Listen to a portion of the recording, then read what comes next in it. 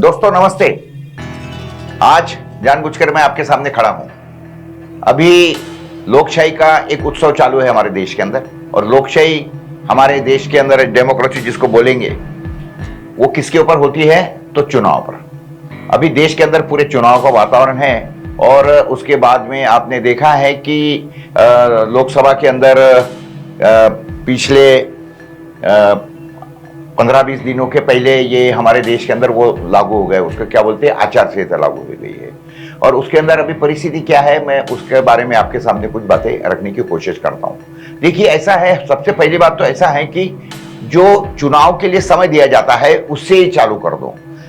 एक अगर हमको एक विधान परिषद के लिए खड़ा करना है किसी आदमी को, या आपको खड़ा रहना है, तो क्या है, तो आपको 15 दिन मिलते हैं।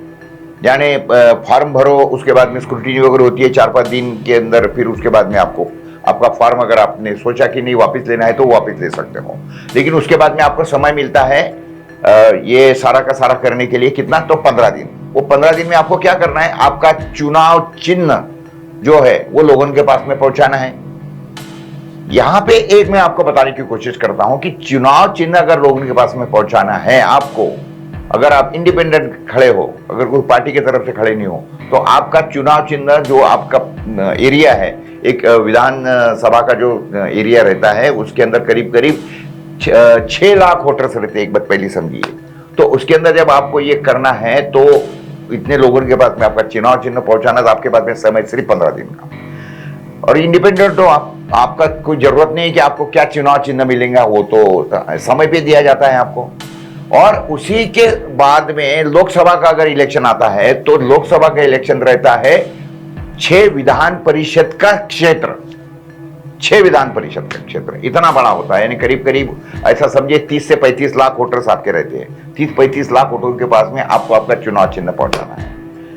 देखिए, 15 दिन विधान परिषद के लिए है और 15 ही दिन लोकसभा के लिए है। आपको नहीं लगता कि ये संपूर्ण गलत तरीके से सारा चल रहा है?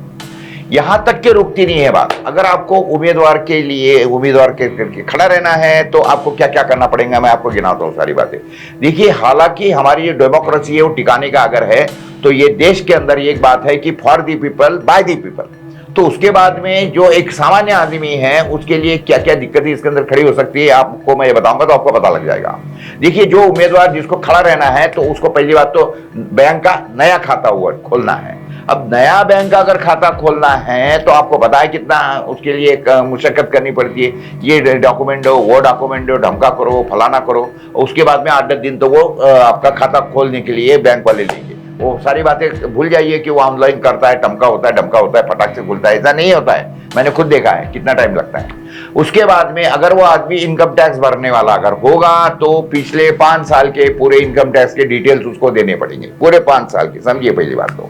उसके बाद में अगर वो उम्मीदवार मेरे जैसा आदमी है कि जो आंदोलन में हमेशा उतरता है, सब ये होता है, तो उसके लिए उसको क्या करना है, तो उसके ऊपर की जितने कोर्ट केसेस है उसके पूरे डिटेल देने पड़ेंगे। तो इतनी कोर्ट केसेस है। लेकिन अगर उसी समय पे वो कोर्ट केसेस के अंदर चार्जशीट दाखिल हो गई है कोर्ट के अंदर, तो वो पूरे चार्जशीट का डिटेल देना है, कोर्ट से निकालना है, हर केस का निकालना है। अगर आपने स्थानिक रीत्या आपके अंदर कोर्ट केसेस है तो बात अलग है, लेकिन अगर मेरे जैसा आदमी है कि पूरे भारत भर में वो सारा का सारा आंदोलन करते रहता है, तो मैं तो दिल्ली, मुंबई, कहाँ आंदोलन करता हूँ, औरंगाबाद, पूरे महाराष्ट्र स्टेट के अंदर सारे के सारे जगह। तो ऐसे जगह के अंदर वो केस कहाँ चलेगी मेरी? अगर मुंबई में मैंने आंदोलन किया है तो केस मुंबई में चलेंगी। तो मुझे मुंबई के उसके अंदर चार्जशीट की डिटेल, जिसकी चार्जशीट जिसके ऊपर दाखिल हुई है उसका मुझे ये करना है। मेरे ऊपर कम से कम 100 से केसेस हो गए, क्योंकि कोरोना काल के अंदर तो मैंने भयंकर केस आंदोलन किया था। वो कोरोना हॉस्पिटल्स के अंदर मैंने एंट्री किया, दुकानें खोल दी, मास्क के केसेस है, कई केसेस है मेरे ऊपर। तो आप सोचिए वो कितना डिफिकल्ट होगा इस तरीके से सारी के सारी केसेस का डिटेल्स निकालना, वो देना है। उसके साथ में मुझे 25,000 रुपये फी भरना है, और वो भी नकदी में भरना है। एक बात समझिए, मुझे मेरा चेक वेक नहीं चलता है उसके साथ में। और उसके बाद में अगर समझ लो ये होने के बाद में अगर मैंने सोचा कि मुझे वो वापस लेना है, मेरा जो उम्मीदवारी है 15 स्क्रूटिनी के बाद में 4-5 दिन के बाद में, वो 25,000 वापस नहीं मिलेंगे आपको।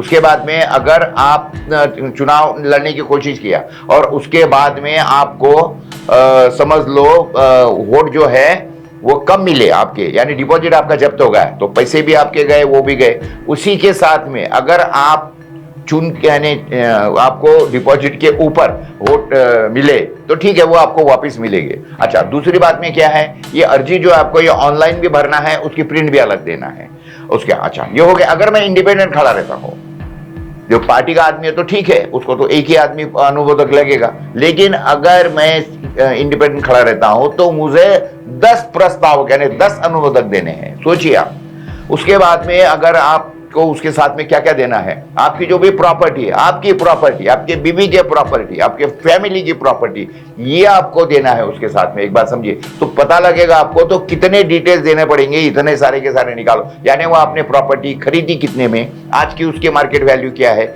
ये आपको देना है उसके साथ में। तो ये पता लगेगा आपको कि अगर कोई मेरे जैसा आदमी है, धनी आदमी है, तो उसके सारे इतने सारे डिटेल्स निकालो सब। यानी कहने का मतलब यही है कि ये सारी चीजें करने के लिए आपको 1-2 महीने से आपको पूरी तैयारियां करनी पड़ेगी, पूरी की पूरी फौज लगेगी। और ये सारे के सारे प्रॉपर्टी की डिटेल्स निकालने के लिए आपको पता है कि कितने पापड़ बेलने पड़ेंगे। अच्छा, ये हो गया। उसके बाद में आपके कितने बैंकों में अकाउंट है पूरे, वो पूरे बैंकों के अकाउंट डिटेल्स निकालो। और उसके बाद में उसके अंदर कितने फिक्स डिपॉजिट्स है आपके, वो निकालो। आपके पास में कितने बॉन्ड है आपने लिए हुए, वो निकालो। और उसके बाद में म्यूचुअल फंड के अंदर अगर आपका कोई इन्वेस्टमेंट है तो वो निकालो। अच्छा, ये तो हो गया। लेकिन उसके बाद में अगर आपने किससे लोन लिया है, उसके डिटेल दो। अगर लोन किसको दिया है आपने, उसके डिटेल दे दो। अगर आपका कोई इनकम टैक्स देना बाकी है तो भैया वो भी देना है आपको। उसके बाद में अगर आपका कोई बिजली बिल का बकाया है, वो भी देना है आपको। म्युनिसिपल टैक्सेस अगर कोई देनी है, आपकी इतनी लंबी चौड़ी प्रॉपर्टी है, वो सारे प्रॉपर्टी हो कि आपको म्युनिसिपल टैक्सेस देना बाकी है, वो भी आपको डिटेल्स निकाल के देना है, समझिए आप। उसके बाद में जो मतदान की यादी है तो उसकी प्रमाणित पत्र, एफिडेविट, तो ठीक है, मैं कॉमन बात समझता हूँ। लेकिन जो मैंने अभी तक के आपको ये बात बताया, जितना कर दिया, गाड़ियां कितनी है आपके पास में, वो गाड़ियों के नंबर क्या है, उसके बाद में वो गाड़ियों का भी कोई टैक्स वैक्स देना बाकी है क्या, इतने आप सोचिए। मुझे बोलना है तो ये सारा का सारा, ऐसा नहीं लगता आपको कि ये सारा इसी तरीके से सारा किया गया है कि आप चुनाव में भैया खड़े मत रहो, कॉमन आदमी खड़ा रहना नहीं चाहिए, इस तरीके से सारी चीजें करके रखी है। तो सोचिए, क्या हम डेमोक्रेसी में जी रहे हैं? क्या इस देश के अंदर for the people by the people ये हो सकता है क्या इस देश में? नहीं। तो ये चुनाव के अंदर तो वही आदमी खड़ा रहेगा जो भैया धनी है, जो 5, 20, 25, 50 करोड़ रुपए खर्चा कर सकता है। ठीक है, इन्होंने तो उसके अंदर दिया है, नहीं 70 लाख के ऊपर आप खर्चा नहीं कर सकते हो। लेकिन आपको तो पता है, जब फॉर्म भरने जाना है उसी समय पे लोग लगा लेते कि बड़ा कितना पावर है इसका। अगर आपने उसके साथ में 15, 20, 25 हजार लोग बोलते नहीं अच्छा है, नहीं तो आपके साथ में आपने गए फॉर्म भर दिया, वो लिखे कोई नहीं, कुत्ता भी नहीं पूछेगा आपको। तो ये सारी बातें समझ लीजिए, और ये समझ लीजिए दोस्तों कि हम लोग लोकशाही में जी नहीं रहे हैं। और ये जो इलेक्शन की जो प्रक्रिया हो गई है, ये कॉमन आदमी के लिए बिल्कुल नहीं है। तो आप इसमें से बाहर हो जाएंगे। तो सोचिए हमें आगे जाकर क्या करना है। नमस्ते, धन्यवाद।